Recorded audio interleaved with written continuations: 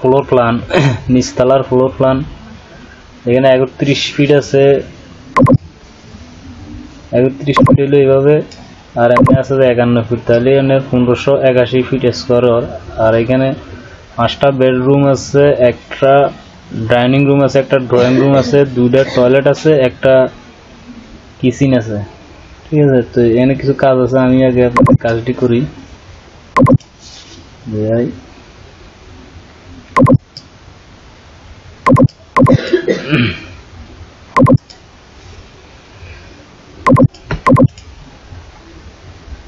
একটা বেডরুম, একটা বেডরুম, একটা বেডরুম, একটা বেডরুম,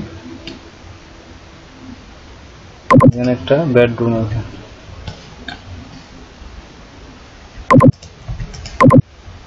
এখানে একটা টয়লেট,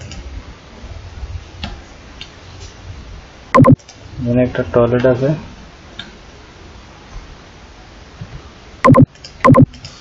কিচেন,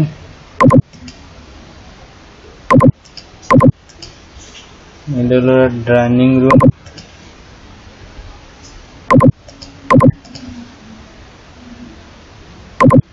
ড্রয়িং রুম।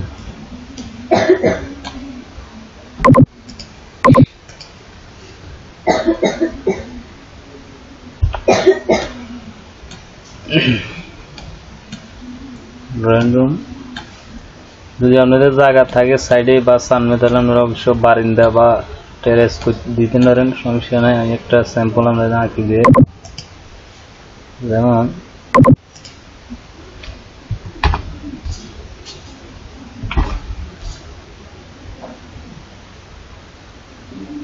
আমি এখানে একটা টেরেস দিলাম,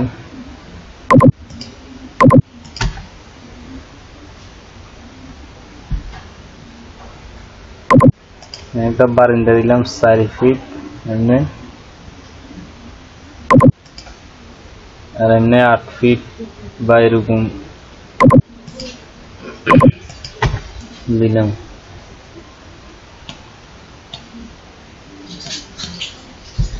এটা আমরা চাল বানাইতে পারেন, সমস্যা নেই।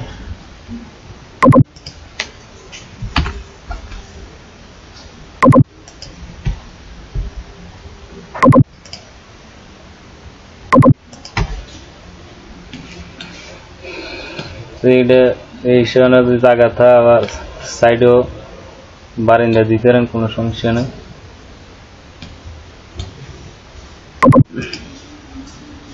আমরা দেখতেছি এই রুমটা আছে 11 ফিট 6, 11 ফিট 6 ইঞ্চি। এই রুমটা আছে 11 ফিট 6, 11 ফিট 6 ইঞ্চি। আর এই রুমটা আছে 11 ফিট 6, 12 ফিটে।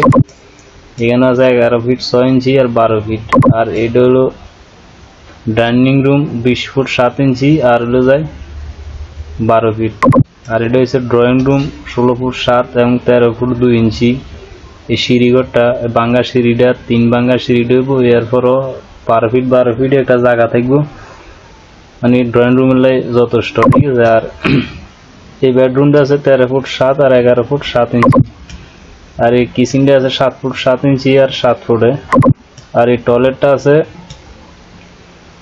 8 ফিট আর 4 ফিটে। আর এই টয়লেটটা আছে 7 ফিট 6 ইঞ্চি আর 5 ফিটে। এটা হলো যায় ওপেন, আর এটা হলো অ্যাটাচ রুম, অ্যাটাচ টয়লেট। তো এটা আপনারা সাজাই নিতে পারেন, মনে করেন যদি জায়গা থাকে বারিন্দা দিয়ে আরো সুন্দর করে সাজাইতে পারেন, কোনো সমস্যা নেই।